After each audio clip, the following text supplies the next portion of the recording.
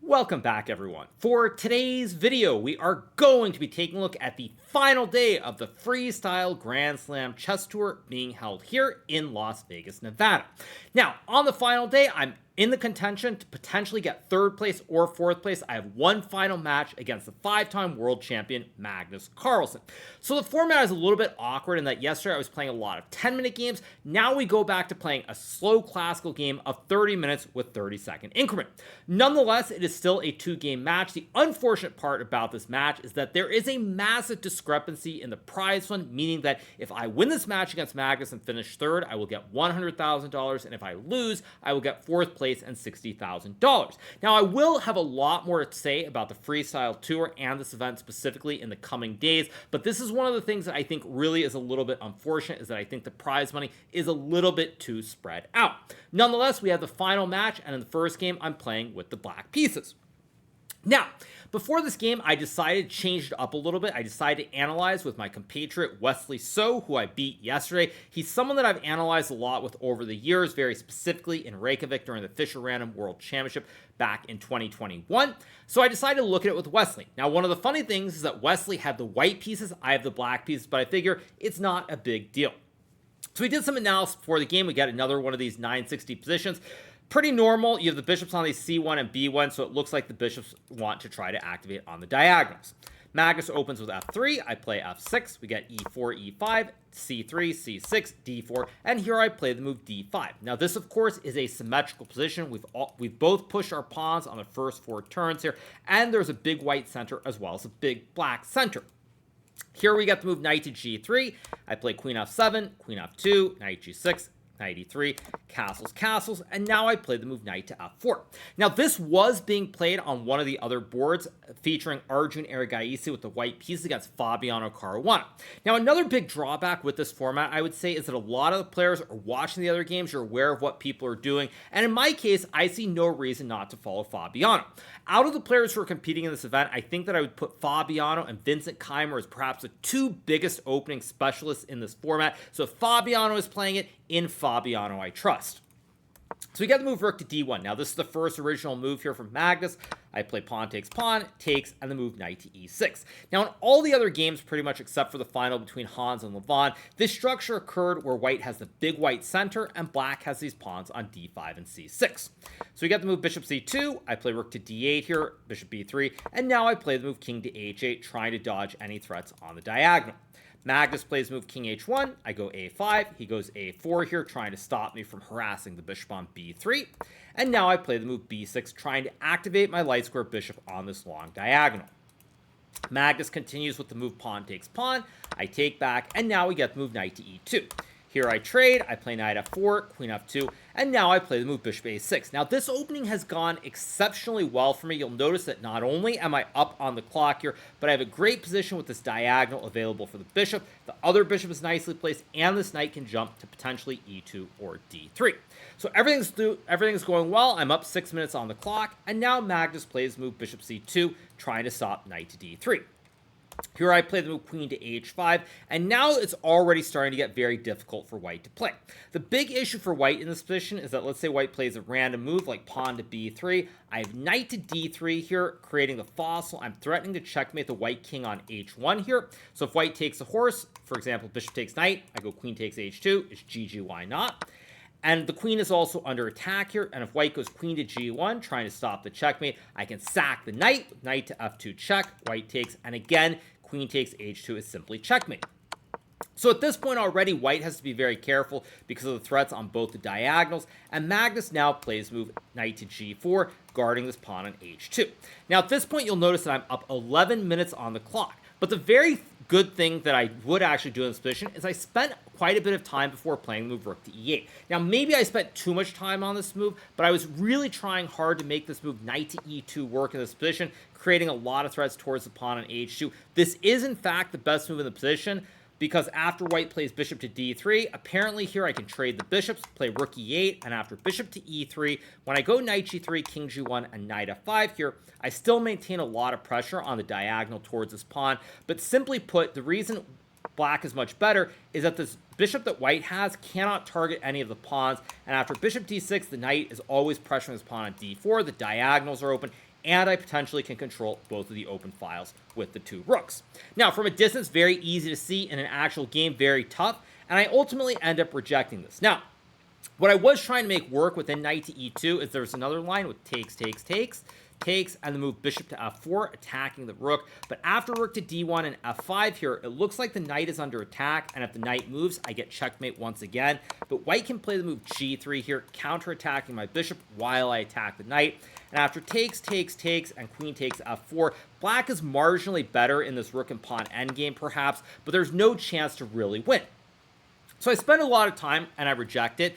I play rook to e8 instead, and now Magnus surprised me by trading the bishop for the knight on f4. In this position, I was expecting Magnus to play the move bishop to e3, so I was kind of surprised when he traded and played rook e1. The problem is, however, because I've spent 10 minutes on the previous turn, now I don't have the time to really think, and I sort of have to go off of instinct so I don't get too low on time and end up in trouble.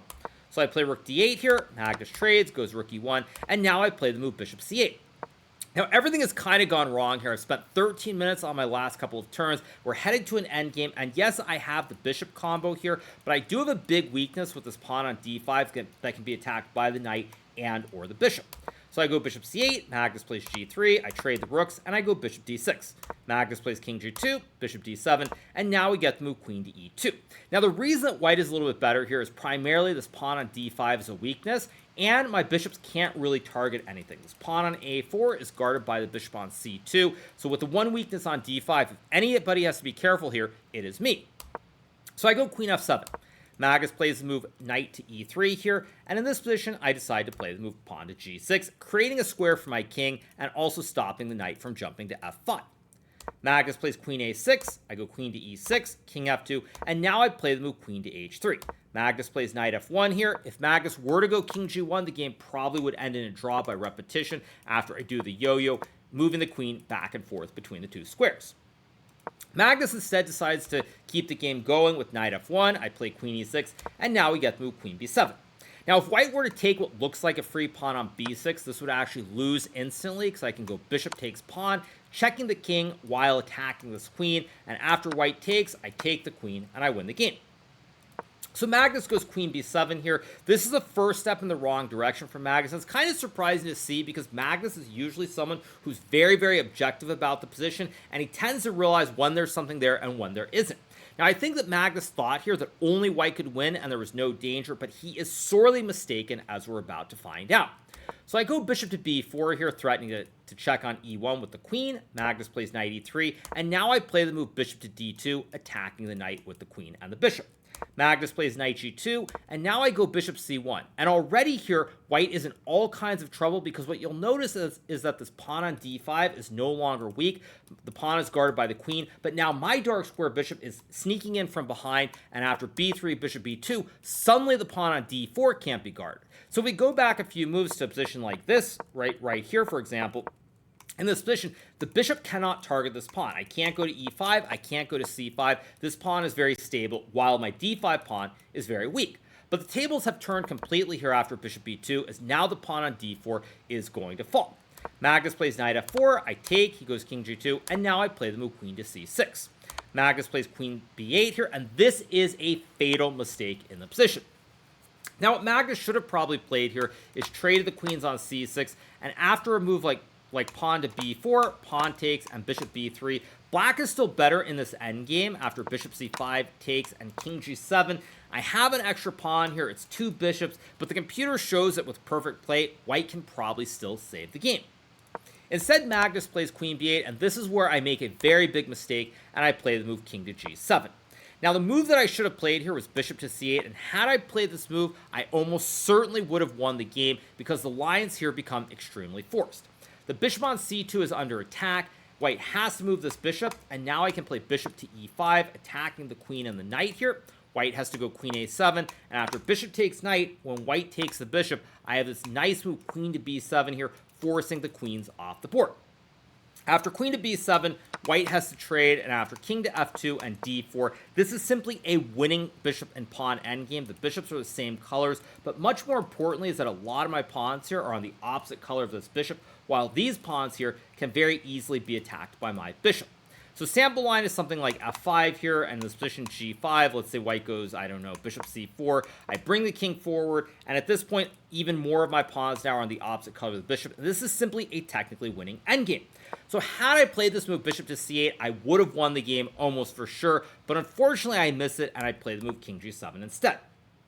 Now we get bishop d3, bishop e5, queen to a7, and here I play the move king to h6. Magnus goes knight to e2, and now I play the move queen e6, and here we get queen to a8. Now at this point, I am still much better here, but it's getting very tricky because the big issue I have is that the pawn on d5 is still potentially a weakness. There's also queen to f8 threatening to checkmate the king, and already here it's very hard to play. Now after I miss bishop c8, if we look at this objectively here, black is still much better after a move like bishop to e6, but frankly after h4 it's very hard to progress. There are no entries on the c file here. All the squares are covered. The pawn on b6 is weak. My king here is on the edge of the board, so it's just not very easy to win the game. Now of course the computer will say black is winning with perfect play. Black is, but it's just not that simple from a human perspective. So I go queen e6, we get queen a8, and now I play this horrible move queen to h3, and this is simply based on a big miscalculation. Now, the move that I intended to play here originally was bishop to d6, but after the move bishop to d6 in this position, white can play queen to d8, and it's still very, very tricky to win here because both the pawns on f6 and b6 are targeted. There's still this queen f8 threat potentially, and it's just not easy to prove the advantage. Computer says after bishop e7, queen c7, queen to d6, black still keeps the advantage, but after queen b7, I have a lot of work to do, and I'm not convinced that I would have gone on to win had I played this line. But I go queen to h3 instead. Magnus plays king g1, and here I play the move bishop d6. Now, initially when I played this, I thought that I was winning on the spot here because I'm threatening to go bishop c5, checking the king here. Say white plays a move like, I don't know, queen d8, I go check, and then I have queen f1, and after knight g1, queen takes knight, the king gets checkmated in the corner.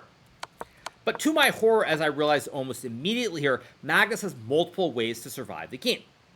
Now, the first way, which is what I spotted, was white can play this really cool move, queen takes pawn, because after bishop c5 checking the king, when I was calculating the line at first, I saw knight d4, queen to e6 here, and this pin will play. White has to move the queen, say you trade, and I'm going to capture this knight on the next turn and win the game. But what I realized as soon as I moved is that after bishop c5, white can do a Botez gambit here, sacking the queen, and after takes a knight to f4, the queen on h3 shockingly has no squares available. It is going to be captured. You go to e6, white takes and plays bishop c4, for example. If you go to h5, white takes. So because of this bishop, white actually can save the game now. So I saw this immediately, but Magnus used a bit of time and then decided to play another very strong move, knight to f4, attacking the queen. I take, and now Magnus plays move queen to f8. Now here what Magnus probably should have played was pawn takes bishop, and the computer says that this should be a draw in the position. So I take f3, there's queen f8, and then queen takes f6, threatening this lolly checkmate on g5 with the queen and the pawn, and black has nothing better here than to simply force a draw by repetition. Magnus instead decides to play queen to f8, and now I go king g5, we get takes, I take, and Magnus takes a pawn. Here I play the move king to e3, and this is a mistake here, but it's a very, very tough position to play because my king is kind of open here. There are a lot of different ideas for white to start attacking the king. Computer says after bishop to f5, black still retains chance to win. After check, king takes f3, queen f2, and now move king g4 here. But honestly, it's very hard to play this because if I'm wrong, my king will get checkmated. I don't have all the time in the world, and it's a very messy position. Nonetheless, had I done this, I would have kept the winning chance alive because after check, king g4, take bishop to e2, king g5 here. White can now play the move queen takes b6, and black is still much better after queen to c3, but it's very hard to play as I have to deal with a plethora of checks towards my king on g5. So I don't play bishop to f5. Instead, I play the move king to e3. And now after bishop to f1, all of a sudden, I'm the one who's to be very careful here because now my queen's under attack and there are all kinds of checks with the queen. And my king here is completely naked in the middle of the board. So after bishop to f1, I play the move queen to e6, Magnus checks, I go back to f4, we get king f2, and now I have to retreat with my king even further to g5. If I don't play king g5 here, I might actually lose the game because there are all kinds of ideas. Say I play a move like h6 here, there's queen d4 check, king g5, and after f4, if I go to the edge, there's a check and f5 here, winning the queen, and it's just very, very hard to play. So I go king g5. Magnus plays queen g7, and now I play the move pawn to h6 here. If I were to move the pawn to h5, I would have lost the game, because white can play the move h4. If I go king f4, there's check, king f5, and bishop h3, checkmating the black king. And if I play king takes pawn, after check, king g5, and f4 here, if I go forward to h4, there's f5 here, checking the king once again, and after queen to e4, white takes the pawn, and after bishop e6 and bishop c4, white is pushing p through to the end of the board, and I'm going to lose. The last line here is if I go king h6, there's queen to h8, checkmating the king here with no escape squares. So I play the move h6 in this position. Magnus now goes queen d4 back, and here I play the move queen to d6. Magnus plays king g2, and now I play the move queen f4, effectively offering a draw. This was not my first choice here, but the problem is that it's very hard to continue. We're both under a minute. Even with the 30-second increment, my king is wide open. After king to h5 and bishop e2, again, I have to be really, really careful about all these checks. There's f4, and it's just impossible to play. I think I would have lost the game had I continued like this, so I decided it's time to sort of bail out, just get the game over with, and make the draw. So I go queen f4, we get takes, bishop f5, Magnus checks, he takes on b6, and now I play the nifty move, bishop to h3, checking the king. If white takes the bishop, there's queen takes f3, and it's the classic uh-oh spaghetti-o moment. The king has no escape squares, and it's GG on the spot. Magnus goes king g1, I check, king f2, check, king e2, and here I simply have nothing better than to force a draw, because white is actually up a pawn here with 4 pawns versus 3, so I end up repeating, and the first game ends rather eventfully with a passive result. Now, while I'm obviously a little bit disappointed about this game, there was really only the one moment with bishop to c8 where it was a completely conclusively winning position and a line that I should have found. I think if I had more time, probably I'd play it. On the other hand, it's very hard to argue that the events that occurred would have been the same, because if I have more time, Magnus maybe doesn't try to push the game. He's happy to draw earlier on. So you can't really look at the what-ifs, but it's obviously still very disappointing to miss a golden opportunity to get the win.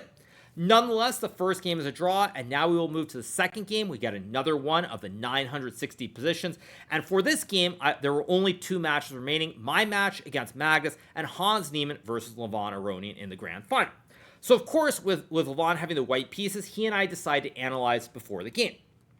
So I open with the move pawn to d4. We get the move c5, and this was actually a move that Levon and I did not analyze a whole lot. We thought that after takes, knight to e6, f3 takes, and e4, white was a little bit better. Now, in Levon's game, Hans would play the move d5, Levon would go c4, get a very comfortable position, eventually with a big white center, and he would go on to win the game and win the final match and $200,000. But Magnus plays c5. I take, knight e6, f3 takes, and this is where I play the move e4 very quickly. Now, someone will have to go back and watch a videotape of the actual analysis that Levon and I did, but I'm pretty sure that we looked at this exact position very, very briefly, and we thought that white was better. Unfortunately, in the game, after e4, white is not better. What I should have played was this move pawn to c4 instead, and white actually has a tiny advantage after f6 and the move knight to e3 here, because the idea here is when black plays a move like bishop to, let's say, f7, knight to d3, takes. Even though I have a knight in the center of the board in front of a pawn, the knight has great squares on f5 and d5, and my b's are on excellent diagonals. Now, if you've watched a lot of my recaps from Freestyle or just playing Fisher random events in general, I oftentimes have thought that a knight in front of a pawn in the center of the board is a big mistake conceptually, but this is one of those exceptions where I simply misunderstood the position, and when I play the move e4, while white is not necessarily worse yet, this is a big mistake here, because what's going to end up happening is my light square bishop now is going to end up walled in on some bad diagonals. So Magnus goes to f6. I play the move queen to d2, we get knight d6, and now I play the move knight e3. Now what you'll notice is that I did not put my knight in the center in front of a pawn, but now Magnus has put a knight on d6 in front of his d-pawn, and this is actually a very, very good setup. Now here Magnus plays the move b5, and this is the best move in the position, and Magnus shows great understanding, because initially when I saw this move, I wasn't all that worried. I saw a knight coming to a4, but I figured it's very, very slow, and it shouldn't be bad. So I go knight d3. Magnus now plays knight to a4, and here I play the move bishop f2, and Magnus once again plays the best move in the position, pawn to a5 here, potentially opening up a nice diagonal for the dark square bishop. Here I play the move c3, we get knight c4, queen c2, and now Magnus plays the move queen c7. Now, all these moves that Magnus has played, the last 5 moves, have been the top computer moves, and this just shows really, really good understanding.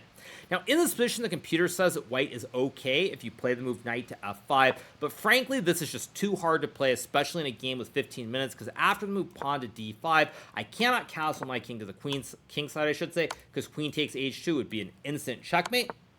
And it looks like in this position, center is exploding, my king is stuck, I can't castle, I have all these pieces on the back row, and it looks just lost. But the computer says after queen c1, bishop f7, b3, castles. Apparently here, I can now play the move bishop g3, and white is maybe tiny bit better after queen d8. Just very, very hard to get here. I think it's just not realistic. Even if I had a lot of time, I don't really believe that I could have played these moves. So instead, I play the move knight takes c4. Magnus takes with a bishop, I go queen d2, and here Magnus finds another supreme move, rook to a6, lifting the rook to a6, and intending to swing it over to d6 to pin the queen and the king. Now at this point, time is even here, but this is where I spend 10 minutes and I basically fall apart on the spot. It's just a very, very hard position to play because black has such easy moves. Black can castle, play rook d6, take the knight, go b4. All of black's moves are going to be a reaction to what white does. I spend 10 minutes, and here I simply play a losing move with bishop c2. Now the computer wants white to go bishop g3, and after e5, here white can castle, and after rook to d6, pinning the knight. After rook to d1, black can play a move like king to e7, which is a funny bomb cloud move, or just simply play bishop a7. And after king to h1 and black castles, apparently after queen c1, rook to c8 here, and bishop c2, white is only marginally worse, but with black having the queen and the rook stacked on the file, ideas like b4, if I can get here, maybe I survive. I really don't believe I would have saved this game anyway at this point, but nonetheless, this is the best try. Black nonetheless does retain the advantage. So I go bishop c2. Magnus plays rook d6, pinning the knight on d3, and now I castle my king here. This is simply desperation. I'm down to 3 minutes, and I'm just trying to find a plan, anything to make some quick moves, so I don't just lose on time. Magnus takes a pawn, I trade, bishop c5, rook c6, and now I go for the move bishop to a3. Now here I'm down a pawn on the edge. Also, my king is very likely to get attacked on this open c file, but at least temporarily with the pawns and the bishop here, I'm kind of safe for the moment. So Magnus castles, I go g3 here, trying to activate my horse to get to f4. We get rook to c8, and now I play knight f4 as the pawn and the queen both support the knight. Magnus goes e6, I play knight e2, bishop a7, knight d4, and now Magnus trades and plays move d5. Now what you will notice is the advantage, it's still considerable for black, but it has gone down a little bit, but nonetheless, I don't think that this is actually bad for Magnus, because what he's done here is he's taken all the risk out of the game to a situation where he's up a lot of time on the clock, and I have no chances to win the game. So I trade, I go queen e3, we get queen b7, and now I play the move rook to e1. Now here I probably should have played the move rook to d3, which I spotted as soon as I moved, because after black plays a move like queen b3, I can now play the move rook hg1, and with a double stack on the file, at least I don't lose on the spot. So I go rook to e1. Magnus plays h6, I play f4, queen b3, rook to d3 guarding the pawn, and now we get the move rook c4, where black can go either rook to e4 or bishop to e4 to create some threats on the diagonal. I play king to d2 here, trying to run with my king. Magnus plays f5, and now I go for the move queen e5. Now, the big issue for me here is that I simply don't have obvious plans. There's really no way to attack. I'm losing on the board. I'm losing on the clock, but I still find the best move queen e5. Magnus goes bishop e4, I take, we get king h7, and now I play the move rook e to e3, sacking the rook, and here we get the move rook c6. Now, I do think if Magnus had less time, maybe he would have made a mistake, but with 6 minutes, he spends 3 minutes before playing this move. I go queen d7, and now we get the move rook to f6. Here I play the move rook to d6, desperation move with 4 seconds on the clock. I probably should have played the move queen to d8, simply leaving the rook on d3 to be captured. After takes, and rook to c8, white can play rook to e5 here. And after a move like queen b7 with the infiltration on the diagonal, black should win the game, but Magnus still would have had to find this move queen b7 to end it.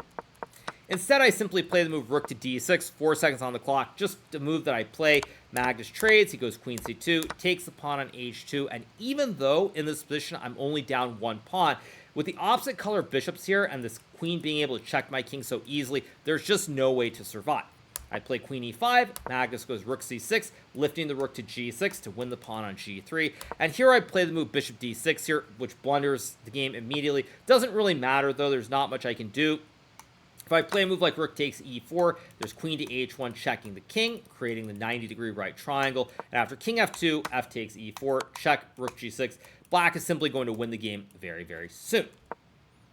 So I play bishop d6, that we get queen takes b2, and here I resign.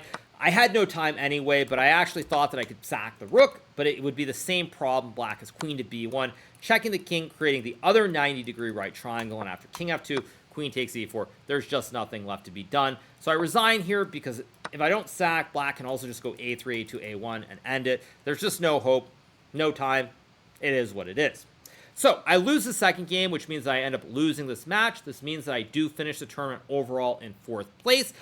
I would say that I'm relatively happy with the result. Coming into the events, I know the formats have changed over time, but based off the previous 2 events, my goal was to finish in the top 4, meaning that after the qualification, I wanted to win the first match, get in the top 4, and I would be happy. Now, this event, I obviously did not do that. I lost the first match against Levon Aronian, but due to the strange format, I was able to claw my way back. I should say not crawl, claw my way back and finish in 4th place. So it's kind of unfortunate what happened in this final game, but I will say that the one good thing is that I simply got outplayed. I misunderstood this concept of a knight in front of a center pawn. Magnus played almost a perfect game, and when that happens, you can't be too upset. Unlike some of the other matches, like say my Levon match, where I probably should not have lost. There were moments when I had great opportunities that I missed. In this game, maybe if I had played perfectly, I could have saved it, but I never really had a chance to win this one. And in the first game, I had the one moment where I was winning, but overall, the second game, it just was not meant to be. And Magnus played a great game from start to finish. So I finished in 4th place. As I mentioned, I will have a lot to say about freestyle tournaments as well as this event as a whole in the coming days. But nonetheless, it is finally over. I get 4th place. I get $60,000. And, it ends the way I guess you could say it was supposed to end on one hand. So on that note, you guys, I'm obviously tired. It's been a long day. I would once again like to reiterate a big shout out to all the fans who did show up. I know there were issues. I will be talking about professional level events versus entertainment in the coming days. But for the fans who are here, I don't really fault them for making noise, doing these things. It's natural. It's going to happen. I think there are other factors involved. So I do want to thank all the fans who showed up, all the people who I took pictures with, people who asked for autographs. You guys are the best. So thank you so much for showing up here in Las Vegas to this event. And that's going to do it for right now. So I will be back on Tuesday, the live stream title Tuesday. I'll be talking about the events here and everything else. But that's going to do it for right now. So I hope you guys have enjoyed this recap from the final day of the Freestyle Grand Slam Chess Tour event being held here in Las Vegas, Nevada. If you are not already subscribed to the channel, make sure that you smash that subscribe button below. And we'll be back with some more great content in the coming days. Hope you guys enjoyed it. See you very soon. Have a good one. Bye.